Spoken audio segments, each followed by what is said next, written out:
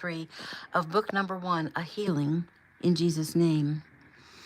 Hold on to your horses. Here we go.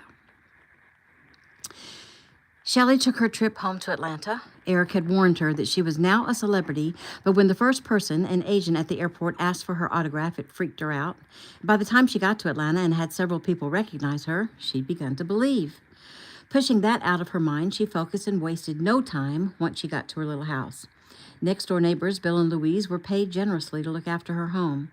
She visited Brian and Meg and baby Aaron, and nostalgia prodded her to visit Brian's dojang once more, where she and Eric had spent countless hours training. While there, she was surprised again to have to sign autographs for Brian's students, both children and adults. And she learned that Brian's business had boomed because of publicity, that Eric had trained the new Mart champion at Brian's studio, and that Brian himself was a former star student of Eric's. It took her nearly 2 weeks, but in the end, her house was deep cleaned and scrubbed spotless and completely organized. Many things were sent to charity or simply gotten rid of, and furniture covered.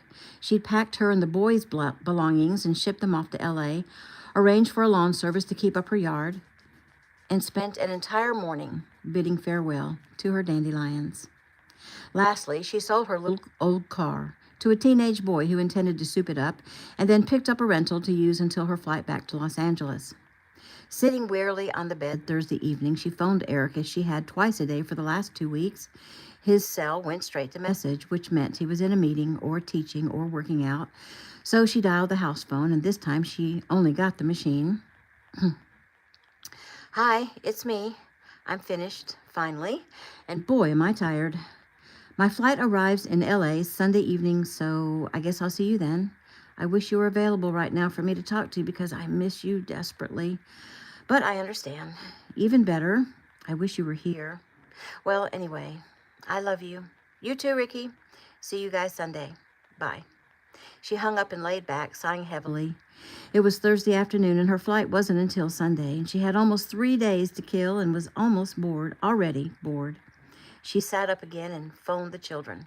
First, talking to Bree about Broadway plays and boyfriends, and then to the boys about martial arts and art school and girlfriends and Hawaii. It was Joey who gave her the idea when he said that there was a footbridge across a stream at a park near his dad's house, and it reminded him of the one at the cabin. When she hung up, a smile crossed her lips. Picking up the receiver again, she dialed Mr. Bearden's number. Well, of course you can stay there for a few days, Shelley, he said generously, but there won't be any phone or electricity. If I'd known earlier, I could have arranged to have it turned on for you. Oh, that's okay. I could use the peace and solitude. I like the idea of roughing it, light by candles and cooking on a campfire. Well, you won't have to cook on a campfire. The stove is gas, and there is a gas in the tank, so you'll be able to cook if you want. Oh, okay. Well, thank you so much. It's my pleasure to accommodate the champ. Now, don't go getting bit by a snake or stung by a bee or falling off any bridges, Shelley laughed, or squished by giant rocks, I promise. Good, because we have you lined up for several personal appearances. I'll be careful. I just need to relax and enjoy nature for a while. Super early Friday morning, Shelley loaded her rental car with what she'd take with her on the plane so she wouldn't have to come back to the house. She stopped at a grocery store for supplies and drove happily up to her little cabin, singing all the way. New scene. When Eric arrived at Shelley's house that same morning, just a few hours later, his intention was to surprise her. It was he who was surprised. He asked Bill next door if he knew where she was. Sorry, Eric, I don't, but I do know she said she wasn't leaving until Sunday, so she's probably just out visiting friends. You don't think that guy is after her again, do you? No, Eric smiled. He's in jail, awaiting trial. I'm sure she's fine. She doesn't have a cell phone? Bill asked. Well, she has one, but she's not answering, which actually is something she does quite often. Next, he called Brian. Well, she came over Tuesday for dinner and came to my class Wednesday, but we haven't heard from her today. What can I do, Eric? Is she in trouble? Eric laughed. Strange how that's everyone's first thought where Shelley's concerned. No, I'm sure she's fine. I just came down to surprise her, and she's not here. Thanks anyway. He tried Ricky next. Have you heard from Shelley? Yep, she left a message yesterday about 5 p.m. our time. All she said, though, was that she'd see us Sunday and that she missed you and loved you. Is there a problem? Do I need to come out there? No, she's probably just visiting someone. I'm sure she'll be back by this evening. It's just that her suitcases aren't here, and it appears she's already left. She'll probably be irritated that I worried about her at all, but you know she has a knack for getting into trouble. Well, I'm taking the next flight out, Dad. Now you've got me worried. That's not necessary, Rick. I'm sure she's fine. Eric hung up and wandered through the house. It was obvious she'd worked hard. He made a few calls, but had the same luck. Then it hit him. She must be at the zoo.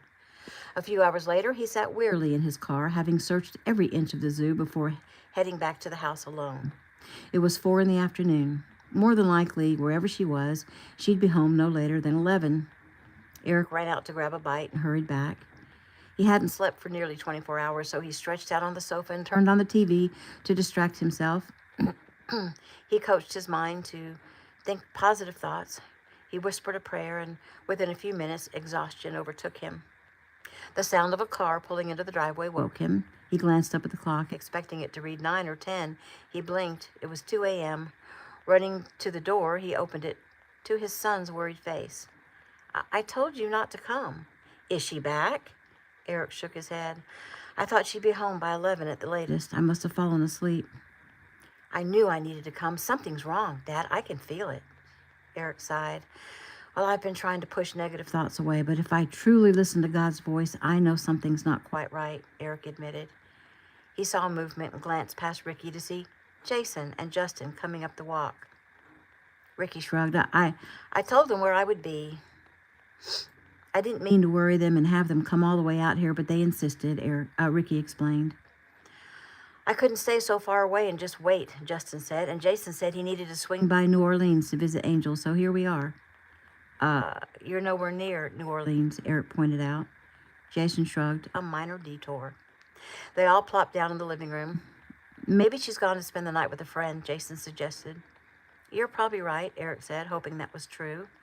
They sat silently trying to figure out where Shelley might be, and finally Eric broke the silence. Well, if she's not home by morning, I guess I'll call Robert and see if he knows anything. Until then, let's get some sleep, Eric suggested. And guys, thanks.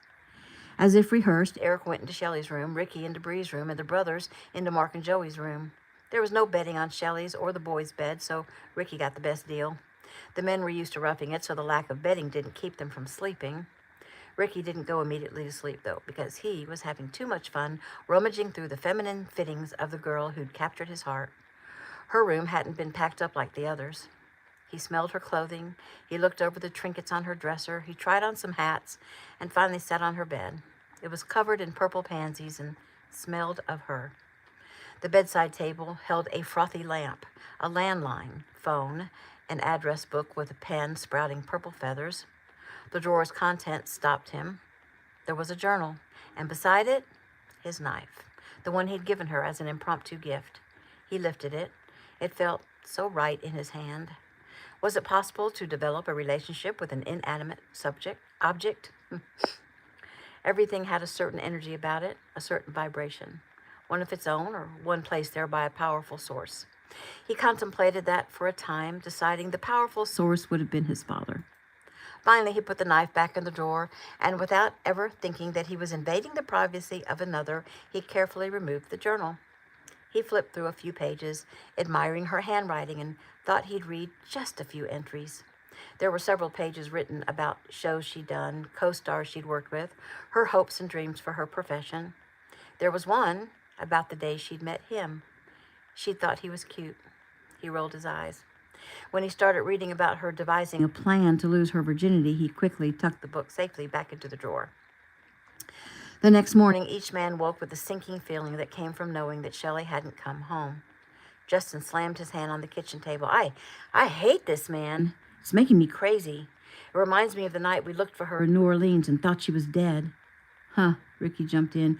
You should have been there when she was dead, when the boulder fell on her up at the cabin. Eric looked up to meet the gaze of the others.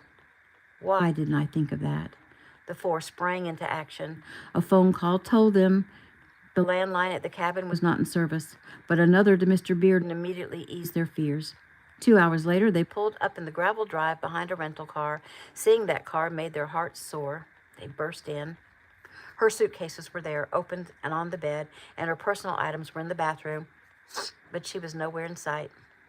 Without even asking each other where to search next, they started down the path that led to the rock. They moved silently, listening to their surroundings, and finally the boulder came into view, but still no Shelley. But Eric picked up a blanket and a bag with some sandwiches from the top of the rock, and he turned quickly at a sound in the woods. Stealthily, they moved through the woods toward the sound. A young deer stood beside a large tree. As they moved within 30 feet of the beautiful animal, it became alerted to their presence and darted away. New scene. Shelley stood with her back against the tree, a branch of leaves in her hand. The hair stood up on the back of her neck, and she sensed that she wasn't alone. Something had startled away her deer, and she knew it wasn't her. She stiffened at the sound of a twig breaking. She decided quickly that she'd be the one to surprise the intruder rather than let him sneak up on her. It sounded brave. Nevertheless, her hand shook and her breathing increased. Waiting until she thought he was just behind her tree, she sprang into action. Shelley was the one surprised, however. In seconds, she was forced softly onto her back on the forest floor, and Eric stood smiling over her, his eyebrows raised. We're going to have to work on that, he teased. Eric, Shelley cried happily. Eric! She reached up to him, and he lifted her into his arms. I have missed you so much, she said, as she buried her face against his neck. I missed you too, baby. What are you doing out here, she asked. Well, we waited at your house to surprise you, and when you didn't come home, we got worried, so we came up here to look for you. We? Shelley asked. Eric motioned to his right. 3 men leaned casually against a nearby tree, grinning from ear to ear. Hey, guys, she said with a smile. She turned to Eric. Oh, I've missed you so much. Taking his hand, they started up to the cabin. What were you doing out in the woods anyway? Eric asked. I was feeding a deer. You're kidding. You had that deer eating out of your hand? Well, it was eating leaves off a branch that I was holding until you guys scared him away. She jumped on Eric's back. But that's okay. You're much better company than a deer, she whispered in his ear as she snuggled up close and let him carry her piggyback the rest of the way. They burst through the door and headed straight to the kitchen. Eric eased Shelley down onto the counter and turned to face her. She could see the desire in his eyes, and it made her heart race. What's to eat? Ricky called. Oh, I'm afraid there's nothing much. I wasn't expecting company, and there's no power for the refrigerator, Shelley answered without taking her eyes off Eric. There's some bottled water over in that cooler over there, and some cheese and fruit. I'll tell you what, Jason began. Justin and I will run into Tyler Springs and pick up some things, and I'll cook a special meal, and we can eat by candlelight and tell scary stories. Well, that sounds like fun to me, Shelley replied. Eric slid his hands up to rest on Shelley's thigh. You go with him, Rick, he half asked, half commanded. But Ricky started and then stopped as he saw his father lean forward to kiss Shelley. Sure, no problem, but I get to push the cart, he yelled as they headed out the door. Your son is a lunatic, Shelley laughed. Eric didn't answer because he had other things on his mind. New scene. His hand rested on her abdomen. Hello, little one, he whispered. Hello, Daddy, Shelley answered for the baby. I can't wait to come out and see you and have you hold me and love me and teach me. Eric was quiet, but Shelley could feel his tears wet on her shoulder. Gently, she smoothed his hair. I love you, Eric, she whispered just before she drifted off. When she woke, Eric was gone. She could hear the men chatting and laughing as they prepared dinner. New scene. Bright and early the next morning, Shelley stood at the door and watched with a smile as her beloved drove her rental car down the gravel drive. He'd only be away a few hours, and she wanted to clean the cabin and prepare herself for the very romantic escapade they'd planned. She went about her duties cheerfully, humming and talking to herself, completely content with life. Ricky and Justin and Jason had already headed back to Atlanta in Eric's rental, under strict instructions to restore Shelley's house to its previous order before flying out. Eric drove into Tyler Springs to make the purchases he and Shelley would need for the next 2 days. Food, some non-alcoholic wine, and perhaps a special gift for his new bride. The cabin clean, she attended to her own appearance. Freshly scrubbed and dressed, Shelley smiled at her reflection. She definitely looked the part of a country girl living in the North Georgia mountains, but she wore cut-off shorts and a button shirt that she'd tied to show off her midriff. After all, she wouldn't be able to do that much longer. She turned sideways and arched her back and smiled at the very slight swell she could already see. But her smile faded and was replaced by terror as a large, dark figure appeared in the mirror just behind her. Her scream began from deep inside, welling up from her abdomen into her chest, where she sucked in the breath that would expel it, but the shrill sound was heard by no one beyond the surrounding wildlife. New scene. Eric found his trip into town becoming a celebration of sorts for the people of the small community. Many of them had been out to the party up at the cabin. After all, when celebrities come to town and invite you to a party, you don't refuse. They'd been glued to their television sets during the mart and were excited about the chance to see their celebrities again. They asked Eric about Shelley and about the rumors that they had married, and when the information was confirmed, they insisted on buying Eric a drink, which he accepted graciously. New scene. Shelley fought valiantly. This time she did land punches and even a few kicks. James laughed, impressed with her quickness and the immense improvement of her skills, yet the battle lasted only a few seconds longer than the preceding ones, with the same opponent, and it ended as did all the others, his victim defeated. Sorry.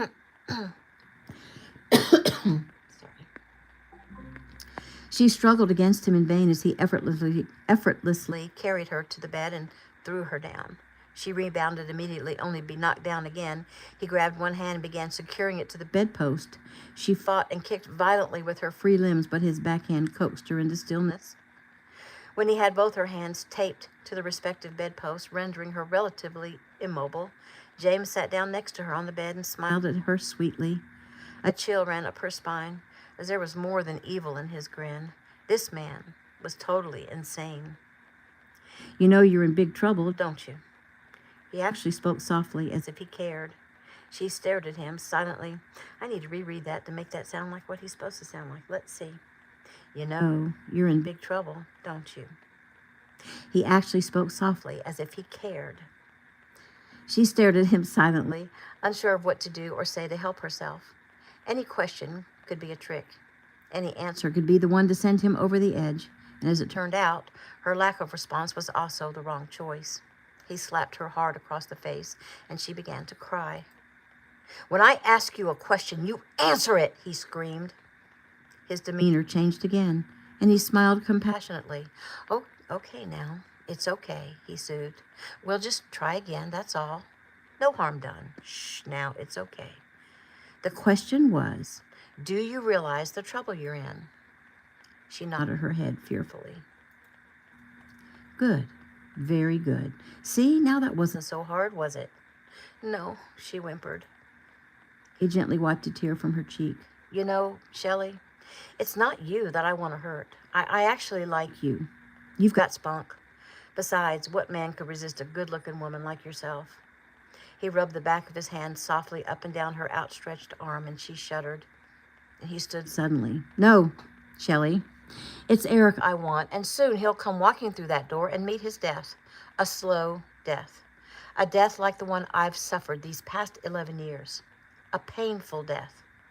He walked toward the door of the bedroom and leaned against it, his mind wandering back through his past until his eyes met Shelley's and he snapped out of his reverie.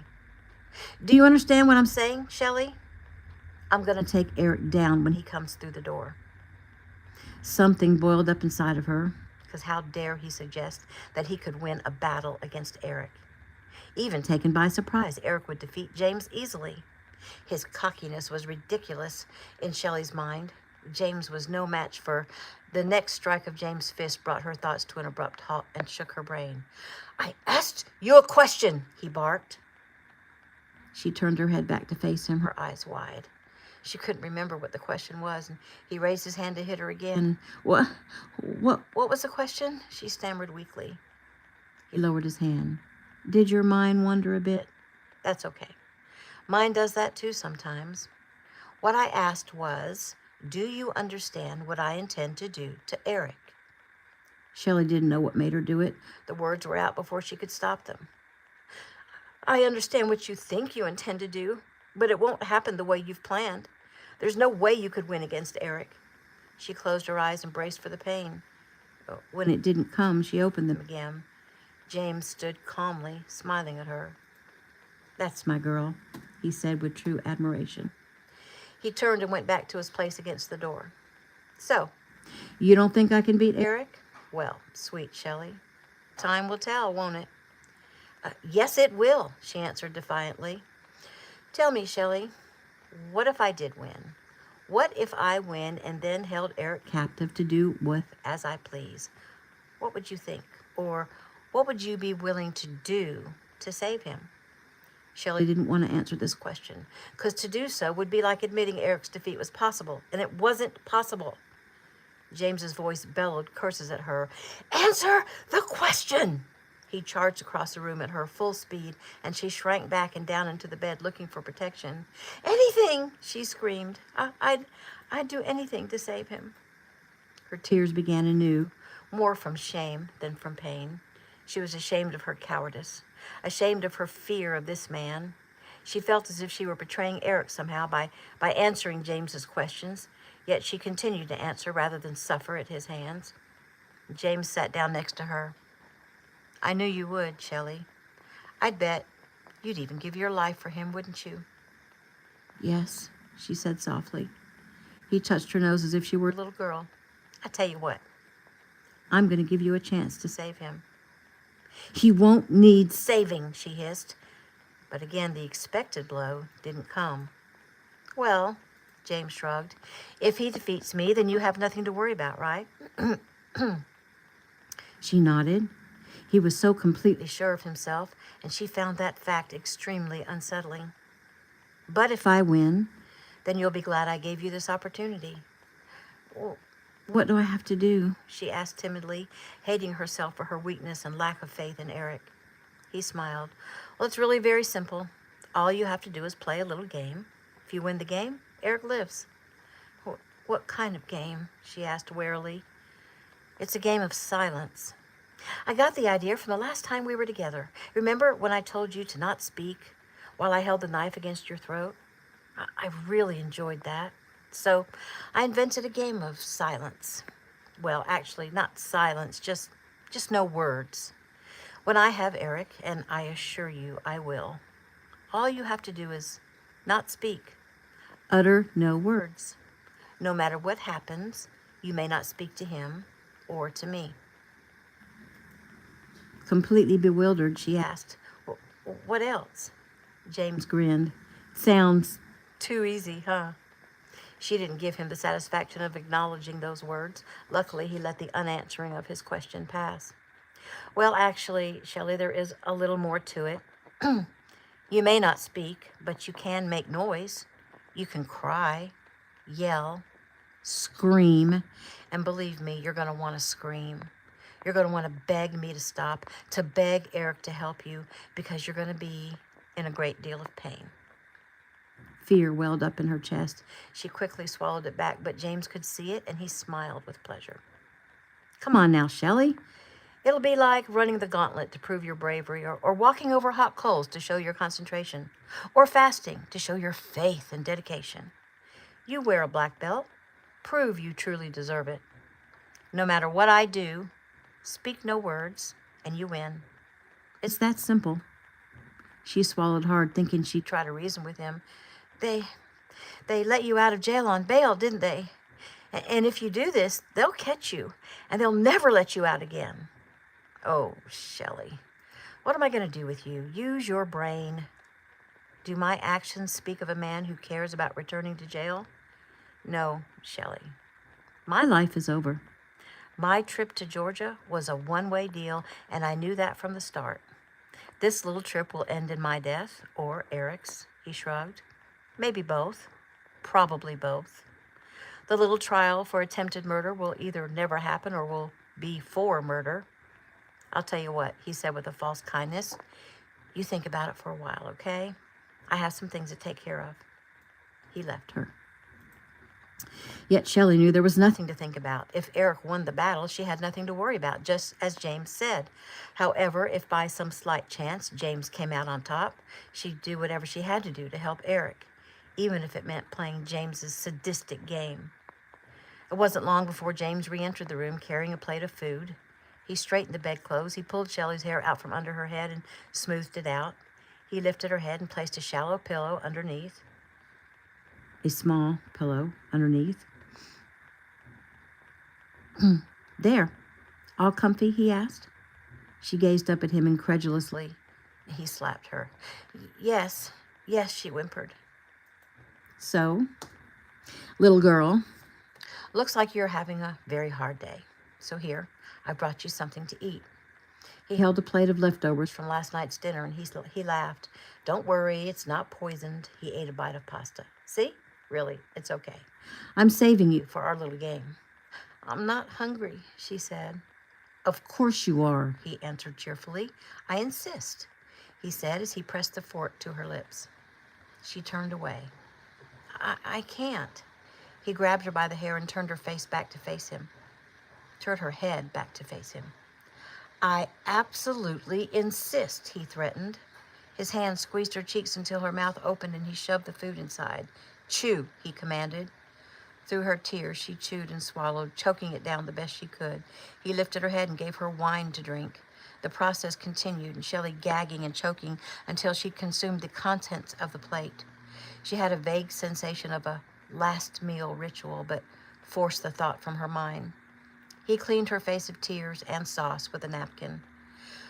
Well, Eric will be home soon, and I need you to be very, very quiet. Will you do that for me? She nodded quickly. Yes. Yeah, right, he laughed cheerfully. Good try, Shelley. He held up a hypodermic needle and smiled.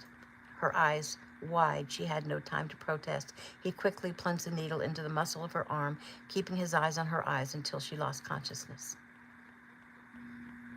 John chapter 10, verse 20. Many of them said, he has a demon and is insane. Why listen to him? That is the end of chapter 33.